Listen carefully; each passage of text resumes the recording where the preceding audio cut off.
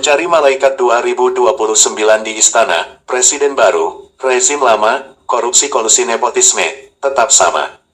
Bismillahirrahmanirrahim. Assalamualaikum warahmatullahi wabarakatuh.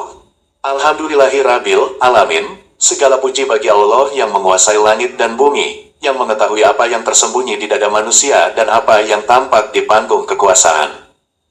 Sholawat dan salam semoga tercurah kepada Nabi Muhammad, teladan kejujuran dan amanah, yang mengajarkan bahwa kekuasaan bukan tempat memperkaya diri, melainkan beban pertanggungjawaban di hadapan Allah dan manusia.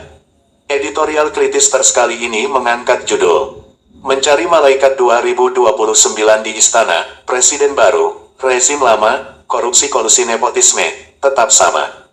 Tulisan ini lahir dari kegelisahan yang tidak lagi bisa disembunyikan. Kegelisahan publik yang sudah terlalu sering berharap, tetapi terlalu sering pula dikecewakan. Setiap 5 tahun, janji pemberantasan korupsi kembali diperdengarkan. Setiap 5 tahun pula, skandal baru muncul dengan wajah yang berbeda, namun cerita yang sama. Apa yang sebenarnya terjadi? Apakah korupsi hanya soal siapa presidennya, ataukah ia berakar pada sistem yang lebih dalam dan lebih tua dari sekadar pergantian kekuasaan? Mengapa setiap rezim datang dengan janji bersih, tetapi berakhir dalam pola yang hampir serupa? Dan bagaimana seharusnya publik menempatkan harapan pada figur atau pada pembenahan sistem? Editorial ini mencoba menelusuri pertanyaan-pertanyaan tersebut secara kritis, reflektif, dan satir, bukan untuk menjatuhkan siapapun, bukan pula untuk memihak kekuatan politik tertentu, melainkan untuk menggugat cara berpikir kita bersama tentang kekuasaan, korupsi, dan harapan-harapannya sederhana, tetapi tidak ringan, agar publik tidak lagi terjebak pada mitos juru selamat, tidak lagi menggantungkan masa depan pada satu figur, dan mulai menuntut perubahan sistem yang nyata, adil, dan transparan, karena sejarah telah berkali-kali mengajarkan, figur bisa berganti, tetapi tanpa perubahan sistem, korupsi hanya akan berganti nama dan cara. Sebagai pengingat, Allah berfirman, sesungguhnya Allah tidak akan mengubah keadaan suatu kaum, sampai mereka mengubah keadaan yang ada pada diri mereka sendiri. Ar-Ra'd 11. Ayat ini bukan sekadar nasihat spiritual, tetapi juga peringatan sosial dan politik. Perubahan tidak lahir dari sosok tunggal, melainkan dari kesadaran kolektif dan sistem yang dibangun bersama. Disclaimer, tulisan ini merupakan pandangan editorial yang bersifat analitis dan reflektif. Ia tidak dimaksudkan sebagai serangan pribadi, propaganda politik, atau dukungan terhadap tokoh maupun kelompok tertentu. Segala nama, peristiwa, dan dinamika politik yang disinggung dipandang sebagai fenomena publik yang layak dikaji secara kritis demi kepentingan demokrasi yang sehat. Untuk itu mari menata niat, jernihkan pikiran, sucikan hati, yuk menyimak dengan bismillah. Wassalamualaikum warahmatullahi wabarakatuh. 1. Putus asa rakyat menjadi kebiasaan nasional. Tidak ada yang lebih jujur daripada keluhan rakyat yang diucapkan tanpa harapan.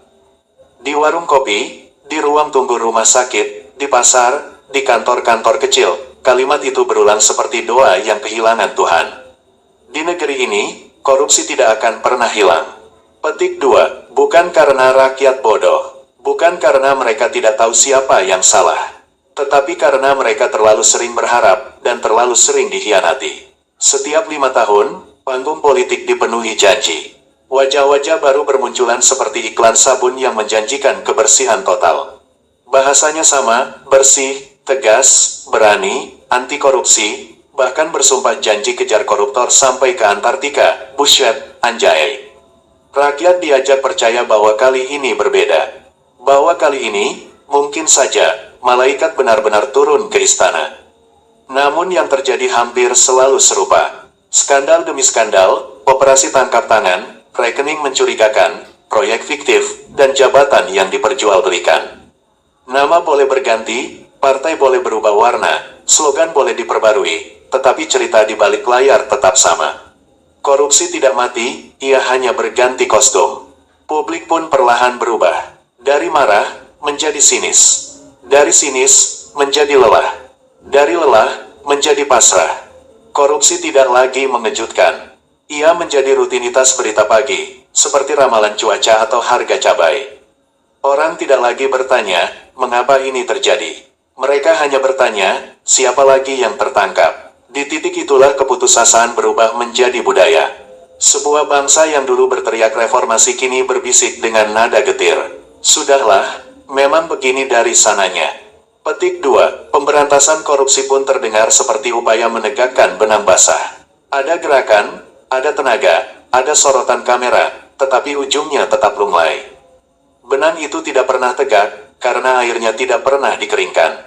Setiap presiden datang membawa harapan, dan hampir setiap presiden pergi meninggalkan kekecewaan yang sama. Janji berubah menjadi slogan, slogan berubah menjadi seremoni, dan seremoni berubah menjadi arsip berita yang dilupakan. Maka lahirlah keyakinan yang paling pahit, bahwa masalahnya bukan lagi siapa yang duduk di kursi presiden, melainkan kursi itu sendiri, yang entah bagaimana selalu membuat siapapun yang duduk di atasnya terlihat sama saja. Di tengah rasa putus asa itu, publik terus mencari satu hal yang mungkin tidak pernah ada. Seorang malaikat di istana, seseorang yang tidak tersentuh kompromi, tidak tergoda kekuasaan, tidak terjerat hutang politik, dan tidak dipeluk oleh bayang-bayang rezim lama. Namun pertanyaannya sederhana, dan justru karena itu menakutkan. Apakah yang kita cari memang malaikat, atau hanya wajah baru dari cerita lama? 2. Ritual 5 tahunan, harapan baru, pola lama. Pemilu di negeri ini bukan sekadar proses politik. Ia sudah menjelma menjadi semacam ritual nasional, sebuah perayaan harapan yang datang 5 tahun sekali, lalu perlahan berubah menjadi upacara kekecewaan. Setiap musim kampanye, panggung politik dipenuhi wajah-wajah yang mengaku berbeda. Ada yang tampil sederhana, ada yang mengaku bersih, ada yang menjanjikan ketegasan, ada pula yang membawa jargon perubahan. Semua berbicara tentang korupsi seolah-olah mereka adalah musuh bebuyutannya. Namun, justru di tengah janji-janji itulah paradoks politik sering tampil paling terang. Publik menyaksikan situasi yang membingungkan. Di satu sisi, ada seruan agar kepemimpinan baru diberi kesempatan 2 periode. Di sisi lain, muncul pidato-pidato bernada perlawanan, teriakan tentang perjuangan sampai titik darah penghabisan, seolah-olah pertarungan politik belum selesai dan kekuasaan masih diperebutkan secara total. Ketika mantan kepala negara sendiri yang lagi disotrot latar belakang keluarga hingga keabsahan ijazahnya masih digugat, berpidato teriak mati-matian dan habis-habisan dengan nada emosional di forum partai, ketika aparat negara mengeluarkan pernyataan keras tentang perjuangkan sampai titik darah penghabisan, publik tidak lagi melihat garis batas yang jelas antara kekuasaan, politik, dan institusi negara. Lalu, di sisi lain panggung, penguasa mem yang masih bertahta memainkan langkah yang berbeda. Alih-alih membalas dengan retorika, ia justru membuka pintu rumahnya bagi para tokoh kritis. 4 figur yang selama ini dikenal vokal diundang berdialog. Tokoh-tokoh agama, terutama dari ormas-ormas Islam, disambangi. Isyaratnya halus, tetapi terasa kuat. Kekuasaan bukan hanya soal pidato, melainkan soal siapa yang bisa mengumpulkan semua suara di satu meja. Belum selesai sampai di situ, elit partai koalisi mulai bersuara. Ada yang secara terbuka mendukung 2 periode untuk presiden terpilih. Sementara soal wakil presiden, mereka memilih menahan diri. Itu urusan nanti. Pertanyaan-pertanyaan itu bukan sekadar strategi politik. Bagi publik, semua itu terlihat seperti satu adegan besar yang penuh kontradiksi. Ternyata mereka cuma sibuk memetakan kekuasaan daripada berpikir bagaimana cara memperbaiki keadaan bangsa dan negara yang demikian terpuruk. Presiden lama berbicara seolah masih berjuang meski dengan kondisi mimik yang letih parah karena beban mental berjejer tuaihan masalah pasca berkuasa, dan presiden baru bergerak seolah sudah berkuasa. Dan partai-partai politik berbicara seolah masa depan sudah dipaketkan sejak sekarang. Di tengah semua itu, rakyat hanya bisa menonton, dan bergumam lirih, kok gitu ya isi otak mereka. Mereka melihat kekuasaan seperti permainan catur yang sudah ditentukan langkah-langkahnya. Bukan lagi soal siapa yang paling bersih, melainkan siapa yang paling lihai mengatur posisi. Di titik itulah harapan mulai terasa seperti rutinitas kosong. Setiap 5 tahun, rakyat diajak percaya pada cerita baru. Namun, begitu pemerintahan berjalan, lingkaran kekuasaan tetap diisi wajah-wajah yang sama, jaringan yang sama, dan kepentingan yang sama. Nama boleh berbeda, tetapi tangan-tangan yang mengatur proyek, jabatan, dan pengaruh terasa tidak pernah benar-benar pergi. Kekuasaan seperti panggung teater yang pemainnya tidak pernah diganti. Yang berubah hanya kostum dan dialog. Sementara naskahnya tetap sama. Koalisi, kompromi, bagi-bagi kursi, bagi-bagi proyek, bagi-bagi pengaruh. Korupsi pun tidak pernah benar-benar mati. Ia hanya menyesuaikan diri dengan rezim yang baru. Jika dulu lewat koper uang, kini lewat proyek strategis. Jika dulu lewat amplop, kini lewat konsesi dan jabatan. Maka wajar jika publik mulai bertanya, dengan nada setengah sinis. Apakah kita benar-benar sedang memilih masa depan? Atau sekadar menyaksikan pergantian peran dalam cerita lama? Karena terlalu sering sejarah politik kita menunjukkan satu pola. Presiden boleh baru, tetapi sistem yang menopangnya tetap lama. 3. Mitos sang juru selamat. Di setiap musim politik, bangsa ini seperti mengulang cerita yang sama. Kita selalu menunggu seseorang datang dengan aura bersih, tangan tanpa noda, dan wajah tanpa beban masa lalu. Seseorang yang dipercaya mampu menyapu bersih korupsi hanya dengan duduk di kursi presiden. Ia disebut dengan banyak nama. Tokoh perubahan, pemimpin rakyat, simbol harapan, bahkan, tanpa disadari, malaikat politik. Harapan itu terdengar indah. Terlalu indah, bahkan, untuk sebuah sistem yang sudah puluhan tahun hidup dari kompromi, hutang budi, dan transaksi kekuasaan. Publik seolah percaya bahwa korupsi adalah soal moral individu. Bahwa jika orang baik duduk di kursi kekuasaan, maka sistem akan otomatis menjadi bersih. Bahwa jika presidennya jujur, maka para pembantunya akan ikut jujur. Bahwa jika pemimpinnya tegas, maka para elit akan takut berbuat curang. Padahal sejarah berkata lain, banyak pemimpin datang dengan reputasi bersih. Namun perlahan tenggelam dalam pusaran kompromi. Bukan karena mereka tiba-tiba berubah menjadi jahat, tetapi karena sistem kekuasaan menuntut harga yang harus dibayar. Kursi presiden bukan kursi kosong. Ia ditopang oleh partai, koalisi, donatur, jaringan bisnis, dan kekuatan politik yang tak terlihat. Setiap langkah memiliki konsekuensi, setiap keputusan memiliki penagihnya. Janji politik tidak pernah gratis. Dukungan partai tidak pernah tanpa imbalan. Koalisi tidak pernah tanpa syarat. Di titik itu, bahkan pemimpin yang paling bersih pun dihadapkan pada pilihan yang pahit. Berkompromi dengan sistem, atau kehilangan kekuasaan sebelum sempat berbuat apa-apa. Maka mitos tentang juru selamat perlahan runtuh. Bukan karena tidak ada orang baik, tetapi karena sistem yang rusak mampu menelan siapapun yang masuk ke dalamnya. Sejarah politik kita terlalu sering memperlihatkan hal yang sama. Orang yang dulu dikagumi sebagai simbol perubahan, akhirnya berdiri di panggung yang sama dengan para pemain lama. Bukan karena mereka berkhianat, tetapi karena panggung itu memang tidak pernah berubah. Namun, publik tetap berharap. Setiap pemilu, mitos itu lahir kembali. Seolah-olah bangsa ini tidak pernah belajar dari kekecewaan sebelumnya. Kita tetap mencari figur yang dianggap berbeda. Figur yang diyakini tidak punya beban masa lalu. Figur yang dipercaya mampu melawan semua tekanan. Kita tetap mencari malaikat di tengah sistem yang penuh iblis. Padahal pertanyaannya sederhana. Apakah satu orang, sekuat apapun, bisa membersihkan sistem yang sejak awal dibangun di atas kompromi? Atau justru sistem itulah yang perlahan akan mengubah siapapun yang masuk ke dalamnya? Jika jawabannya yang kedua, maka persoalannya bukan lagi siapa presidennya, melainkan seperti apa sistem yang menunggunya di dalam istana. 4. Rezim lama dalam tubuh kekuasaan baru. Kekuasaan di negeri ini jarang benar-benar berganti. Ia lebih sering hanya berpindah tangan, bukan berpindah arah. Setiap presiden baru datang dengan janji perubahan. Namun istana tidak pernah benar-benar kosong. Di balik temboknya, sudah ada jaringan yang menunggu. Partai-partai yang merasa berjasa, donatur yang menagih balasan, tokoh-tokoh lama yang ingin tetap punya tempat.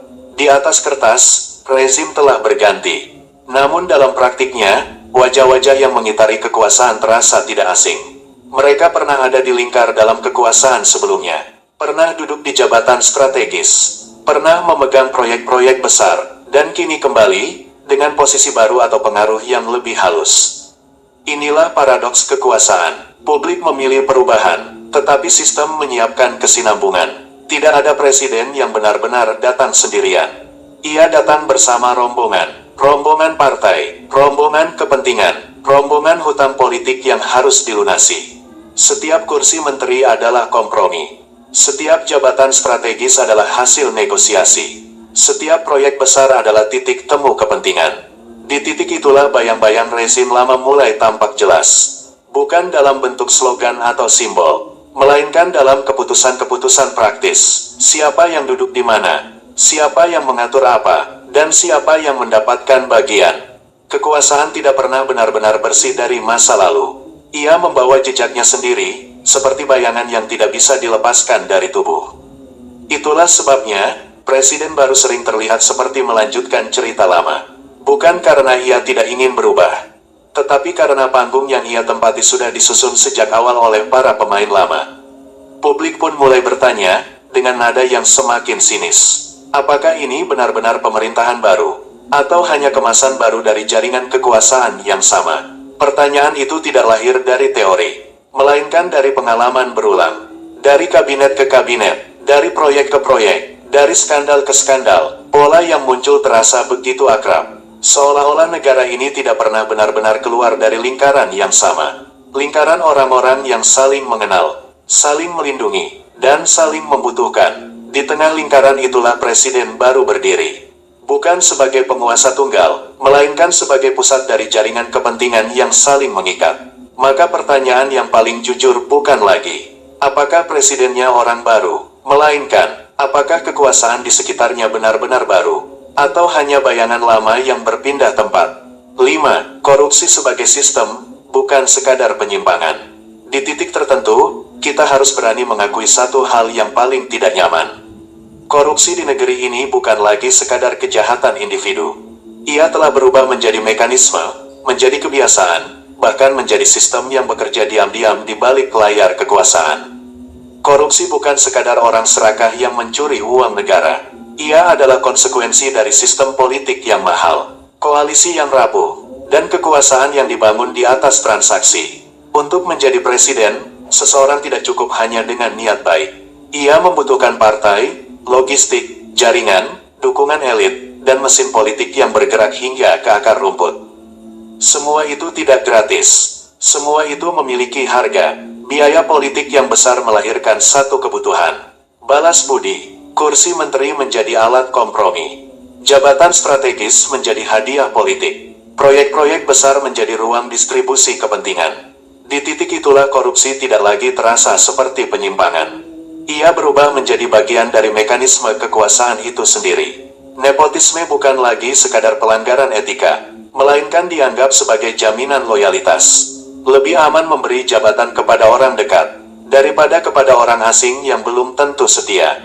Korupsi bukan lagi dianggap kejahatan, tetapi sebagai cara memperlancar keputusan. Proyek bisa berjalan cepat, izin bisa keluar tanpa hambatan, anggaran bisa disetujui tanpa perdebatan panjang.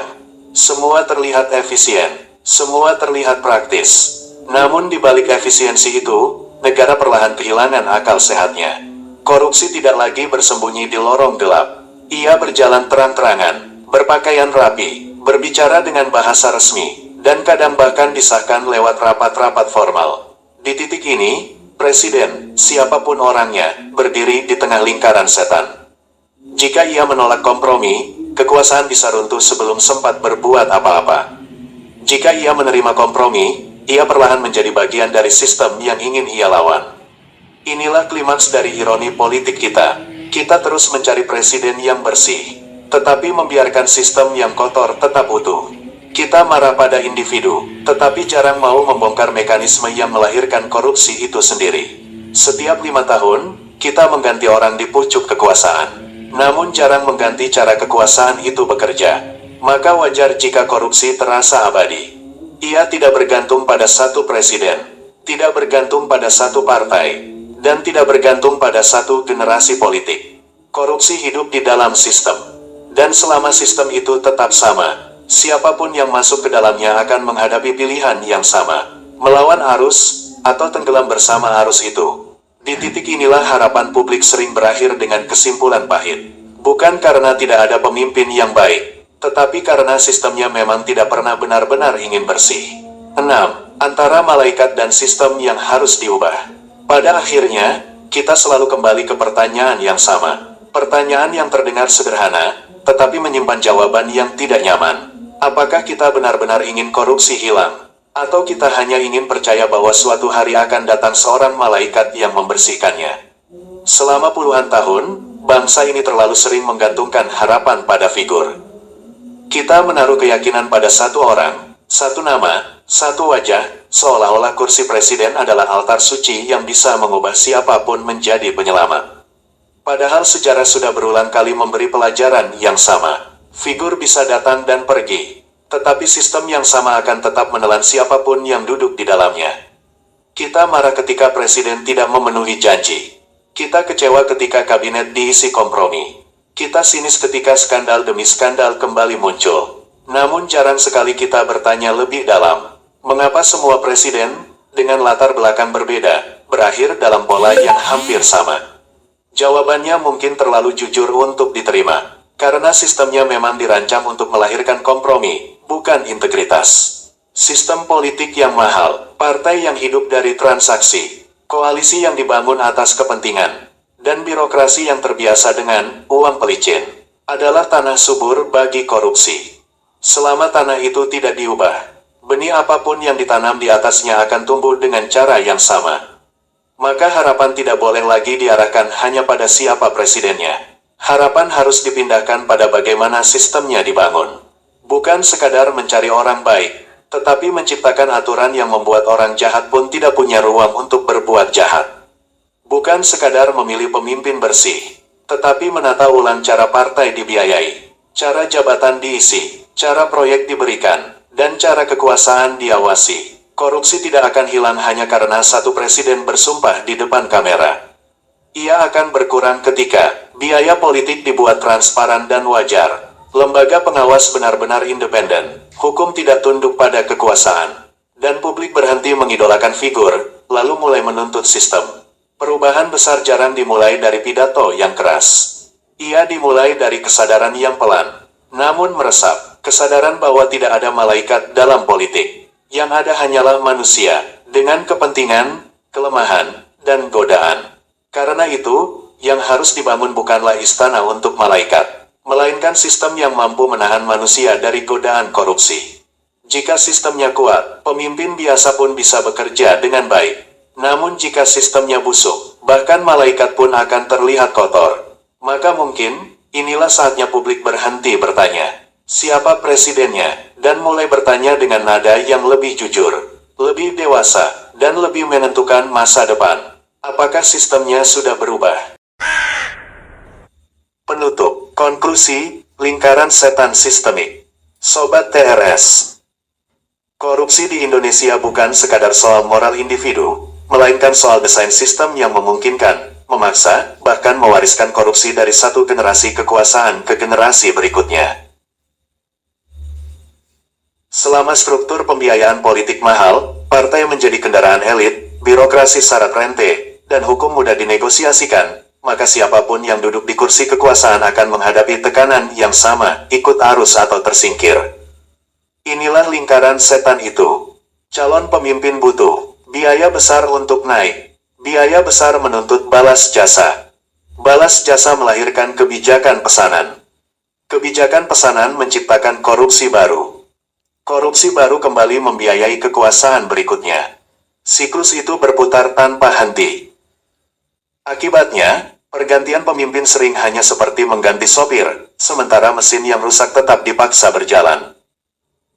Publik berharap perubahan, tetapi sistem yang sama justru menelan idealisme pemimpin baru. Janji bersih perlahan dikompromikan oleh realitas politik, tekanan partai, kepentingan sponsor, dan budaya birokrasi yang belum berubah. Di titik ini, mimpi pemberantasan korupsi tanpa perbaikan sistem hanyalah ilusi. Ia seperti berharap malaikat tinggal di istana yang fondasinya dibangun dari kepentingan. Selama aturan mainnya masih membuka celah transaksi, maka kekuasaan akan selalu menjadi pasar, bukan amanah. Karena itu, solusi tidak cukup pada pergantian figur, melainkan pada perombakan sistem, transparansi pembiayaan politik, reformasi partai, penegakan hukum yang konsisten, serta birokrasi yang profesional dan bebas rente. Tanpa itu, sejarah hanya akan mengulang dirinya dengan wajah yang berbeda, tetapi pola yang sama. Sebagaimana pesan tajam Ibnu Khaldun, ketika kekuasaan dijadikan alat mencari harta, maka runtuhlah negara dari dalam. Sobat TRS yang dirahmati Allah, pada akhirnya, kita sampai pada satu kesimpulan yang mungkin terasa pahit, tetapi justru disitulah letak kejujurannya. Karena, selama ini kita terlalu sibuk, mencari sosok yang sempurna, berharap ada malaikat yang datang ke istana, dan membersihkan semuanya dalam sekejap. Padahal sejarah, berulang kali menunjukkan bahwa, bukanlah karena tidak ada orang baik, tetapi karena sistem yang lemah, akan selalu mengalahkan niat baik itu sendiri, serta ironinya kita justru terbawa marah pada individu, tetapi sering lupa membenahi mekanisme yang melahirkan masalah. Kita kecewa pada pemimpin, tetapi jarang mengoreksi cara kekuasaan dibangun dan dijalankan. Akhirnya, setiap pergantian hanya menjadi pergantian wajah, bukan perubahan arah. Maka mungkin sudah saatnya kita berhenti menunggu malaikat. Karena negeri ini tidak membutuhkan sosok tanpa celah, melainkan sistem yang membuat siapapun, bahkan yang paling lemah sekalipun, tetap berjalan di jalur yang benar. Bukan mencari manusia sempurna, tetapi membangun aturan yang menutup celah kesempurnaan semu itu sendiri. Jika sistemnya kuat, pemimpin biasa pun bisa menjadi baik.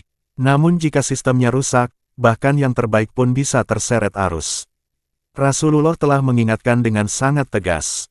Setiap kalian adalah pemimpin, dan setiap kalian akan dimintai pertanggungjawaban atas apa yang dipimpinnya, Ruwahu Bukhari dan Muslim. Dan sebagaimana nasihat tajam Ibnu Khaldun, ketika kekuasaan dijadikan alat mencari keuntungan pribadi, maka itulah awal kehancuran sebuah peradaban. Maka pertanyaannya kini bukan lagi siapa yang akan duduk di Istana 2029. Tetapi, apakah kita masih ingin bermimpi tentang malaikat? Atau mulai berani membangun sistem yang adil untuk manusia bingkai NKRI yang dengan sadar melepas ikatan kemunafikannya sendiri?